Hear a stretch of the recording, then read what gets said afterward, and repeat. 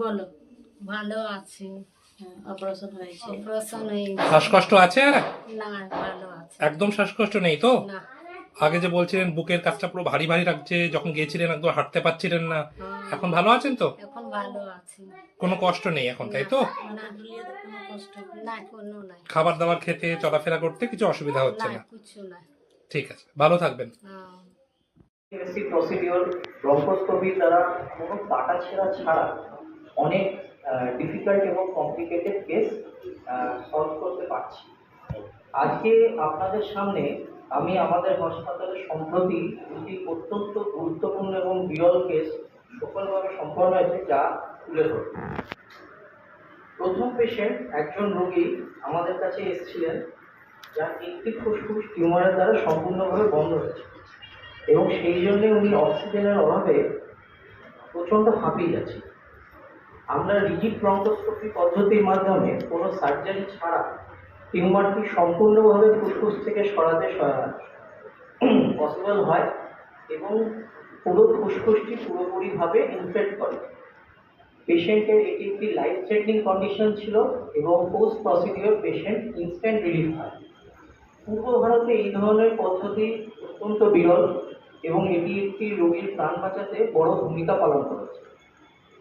আমাদের দ্বিতীয় পেশেন্টের ক্ষেত্রে একজন সিওপিডি পেশেন্ট যিনি হাঁপানি নিয়েই আমাদের হাসপাতালে ভর্তি হয়েছিলেন, তার ক্ষেত্রে আমরা এলডিসিটি স্ক্যান থোরাক্স এবং অত্যাধুনিক ডিজিটাল পেট সিটি স্ক্যানের সাহায্যে ফুসফুসের ভেতরে টিউমার আইডেন্টিফাই করি।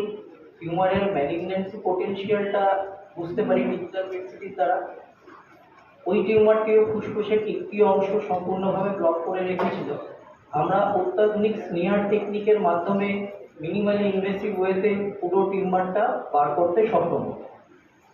দুটো পেশেন্টের ক্ষেত্রেই দুটো প্রসিডিওরই হয়েছে মিনিমালি ইনভেসিভ ওয়েতে, কোনো কাটাছেঁড়া ছাড়া, কোনো রক্তপাত হয়নি এবং দুজন পেশেন্টই খুব সুস্থ আছে। এই প্রসিডিওরটা আমরা অ্যাজ এ টিম করেছি, আমার কলিগ ডক্টর শুভঙ্কর চক্রবর্তী এবং ডক্টর রূপশ্যাম চ্যাটার্জি, আমরা তিনজনে মিলে। প্রথম পেশেন্টটির ব্যাপারে এবার আমি বিস্তারিতভাবে ডক্টর রূপশ্যাম চ্যাটার্জিকে বলবো। নমস্কার, আমি ডক্টর রূপশ্যাম চ্যাটার্জি, কনসালটেন্ট গর্ভাবতীস্ট। প্রথমেই রবি হসপিটালের তরফ থেকে আপনাদের সকলকে আমি সাদর অভ্যর্থনা জানাই। প্রথম যে পেশেন্ট এবং কেসটির ব্যাপারে আমি আজ আপনাদেরকে বলব, তিনি অত্যন্ত সংকটজনক এবং ঝুঁকিপূর্ণ অবস্থায় আমাদের কাছে এসে উপস্থিত হয়েছে। পেশেন্টের বয়স ৬২ বছর, উনি ঝাড়খণ্ডে থাকেন, ফিমেল পেশেন্ট। আমাদের কাছে আসেন বুকের বাঁ দিকে তীব্র যন্ত্রণা, প্রচণ্ড শ্বাসকষ্ট, কাশি, এই। তো ইনিশিয়ালি আমরা পেশেন্টকে দেখি যে পেশেন্ট অত্যন্ত হাঁপাচ্ছেন, তার শ্বাসের হার খুব বেশি, অক্সিজেনের মাত্রা কম। তো এটা একটা ইমার্জেন্সি সিচুয়েশন এবং সেই সিচুয়েশনে পেশেন্টকে আমরা ইমিডিয়েটলি ভর্তি করি। আমাদের পালমোনারি টিম হিসেবে আমরা পেশেন্টকে ইভ্যালুয়েট করি। বুকের এক্স রে এবং সিটি স্ক্যান প্রাথমিকভাবে করে আমরা বুঝতে পারি যে ওনার ফুসফুসের বাঁ দিকের যে ফুসফুসটা একটা বিশাল বড় টিউমার দিয়ে সম্পূর্ণরূপে আটকে গেছে এবং বাতাস চলাচল একেবারে শূন্য এবং ফুসফুসটি সম্পূর্ণরূপে চুপসে গেছে এবং কার্যত উনি তার একটি মাত্র ফুসফুস, যেটা ডান দিকের ফুসফুস, সেটা দিয়ে কোনো রকমের শ্বাস প্রশ্বাসের কাজ চালাচ্ছেন and patient is in impending respiratory failure. তো এটা একটা খুবই এমার্জেন্সি সিচুয়েশন। তো আমরা ইমিডিয়েটলি বাড়ির লোকের সাথে সব ব্যাপারে আলোচনা করি এবং পেশেন্টকে অপারেশন থিয়েটারে শিফট করে উই অ্যাজ এ টিম আমরা মিনিমালি ইনভেসিভ রিজিড ব্রঙ্কোস্কোপি টেকনিকের মাধ্যমে উইন্ড পাইপের ভেতরে ক্যামেরা দিয়ে বাঁদিকের ফুসফুসের টিউমারটাকে শনাক্ত করি এবং অ্যাপেল কোরিং টেকনিক, মানে একটা আপেলকে যেভাবে আমরা কোর করি ঠিক সেইভাবে টিউমারটাকে ধীরে ধীরে কোর করতে করতে স্টেপ বাই স্টেপ আমরা সম্পূর্ণরূপে বাঁদিক থেকে রিমুভ করতে সক্ষম হই। এর ফলে কি হয় যে বাঁদিকের আটকে যাওয়া ফুসফুসে বায়ু চলাচল আবার প্রতিষ্ঠিত হয়, প্রত্যেকটা আটকে যাওয়া সেগমেন্ট খুলে যায় এবং লাংসটা আবার ইনফ্লেট করে ওঠে এবং পেশেন্ট 15 থেকে 20 মিনিটের মধ্যে জ্ঞান ফিরে পান এবং পরবর্তীকালে আমরা যে রিপিট এক্সরে করি তাতে দেখা যায় যে ফুসফুসটি আবার ফুলে উঠেছে, আবার তাতে বায়ু চলাচল সুপ্রতিষ্ঠিত হয়েছে। পেশেন্ট বর্তমানে ভালো আছেন, সুস্থ আছেন, বুক ভরে শ্বাস নিচ্ছেন এবং আমাদের সাথে পিরিয়ডিক ওপিডি ফলোআপের মধ্যে রয়েছে। আমি অনুরোধ করবো রূপককে একটু যদি আমরা পেশেন্টের প্রেজেন্টেশনটা দেখাতে পারি। আমাদের কাছে পেশেন্টের প্রথম ছবি, বুকের এক্সরেটা যদি আপনারা একটু দেখেন যে ডান দিকে ফুসফুসটি নর্মাল, যেটি কালো রঙের, বাতাস চলাচল হচ্ছে, কিন্তু বাঁদিকের ফুসফুসটি পুরো সাদা, হোয়াইট আউট লাং, এটাকে আমরা ডাক্তারি ভাষায় বলি। তো এটা লাইকলি আমরা ভাবি যে কোল্যাপস হয়ে গেছে কোনো টিউমার জাতীয় কারণে। তো পরবর্তীকালে আমরা করি city thorax, contrast city thorax. পরবর্তী স্লাইড। কন্ট্রাস্ট সিটি থোরাক্সটা যদি দেখেন যে বাঁদিকের ফুসফুসটি একটি বড় টিউমার দিয়ে আটকে গেছে এবং তাতে কোনো বাতাস চলাচল নেই, এবং ডান দিকের ফুসফুসটি বড় হয়ে গিয়ে কোনো রকমের শ্বাসের কাজ চালাচ্ছেন, যেটা ডেঞ্জারাস সিচুয়েশন। এবার আমরা এগোই ব্রঙ্কোস্কোপি পদ্ধতির মাধ্যমে। দেখুন, এটা হচ্ছে ব্রঙ্কোস্কোপির ছবি। আপনারা যদি ডান দিকের ফটোটি দেখেন, this is a big whitish tumour, পুরো ফুসফুসটা পুরো আটকে রেখে বায়ু চলাচলকে বন্ধ করে দিয়েছে।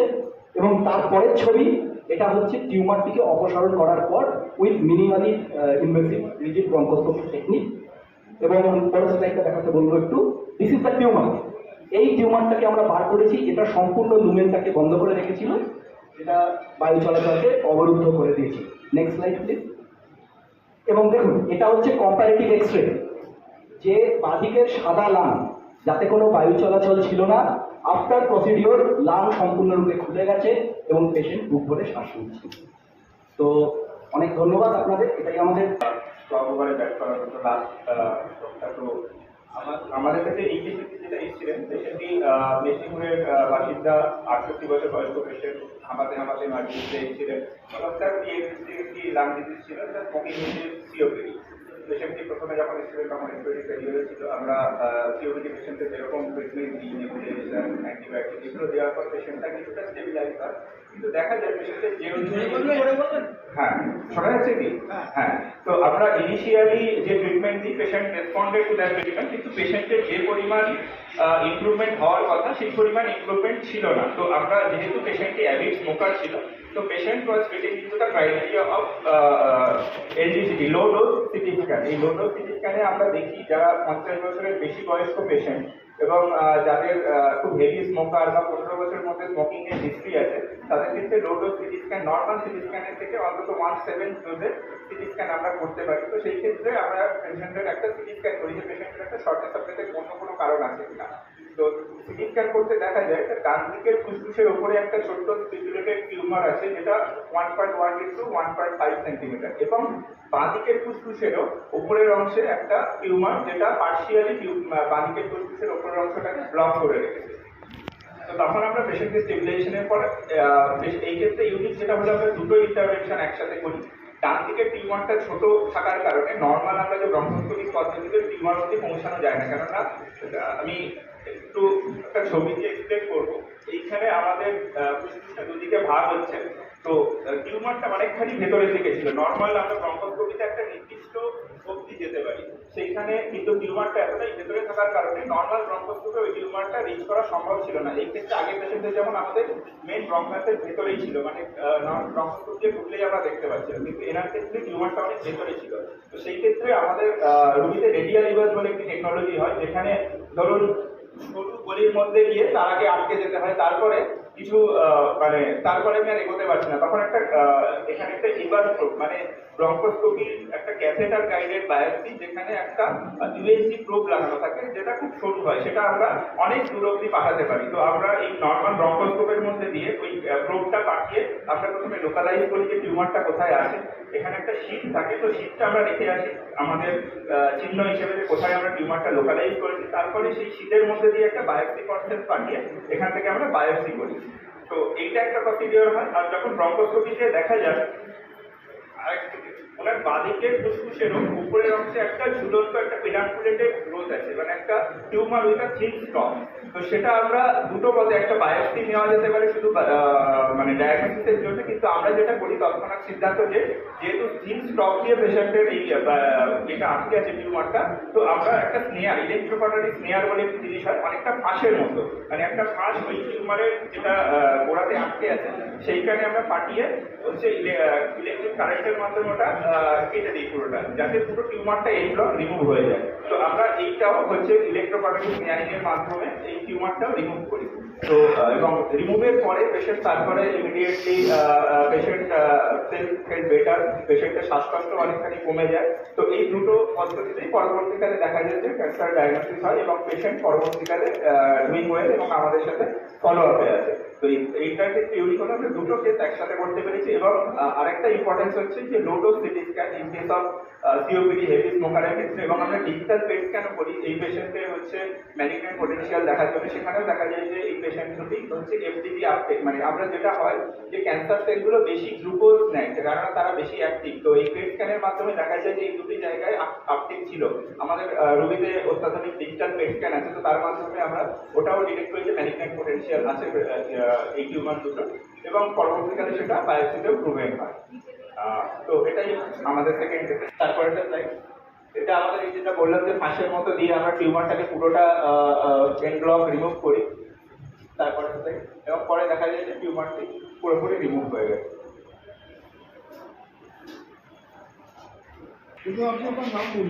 মোহাম্মদ ওয়াসিল, ঝাড়গ্রাম থেকে। আমরা ডানকুনি থাকি, আমার মামি ঝাড়খণ্ড থেকে এসেছে। তো আমার মামির শরীর প্রচুর অসুস্থ ছিল, আর শ্বাসকষ্ট মতন হচ্ছিল। স্যারকে দেখানোর পর স্যাররা বঙ্গোপসাগর করান এবং এটাকে বঙ্গোপসাগর দ্বারা ডানে যে টিউমারটা ছিল কাজ করেছে, এবং আমার মামি খুব সুস্থ এবং ভালো আছে। হ্যাঁ, আমার নাম তামিনা বেগম, গোলেলুর বিবি আমার বৌদি হয়। আমি ওনার ননদ, উনি থাকে ঝাড়খণ্ড তালঝাড়িতে। ওনার শরীর অনেক অসুস্থ হয়েছিল, তো বাড়ির লোক সবাই নিয়ে গিয়ে মালদাতে নিয়ে গিয়ে করেছিল, সব টেস্ট সব করার পরে তারপরে আমাকে দেখালো, রিপোর্ট সব পাঠালো। পাঠিয়ে মোবাইলে আমি দেখেছি, দেখার পরে চিকিৎসা নিলাম যে এখানে নিয়ে আসো, আমাদের স্বামী স্ত্রীর রুগীতেই এলাজ হয়। তো আমি বললাম বৌদিকে এখানে দেখাই।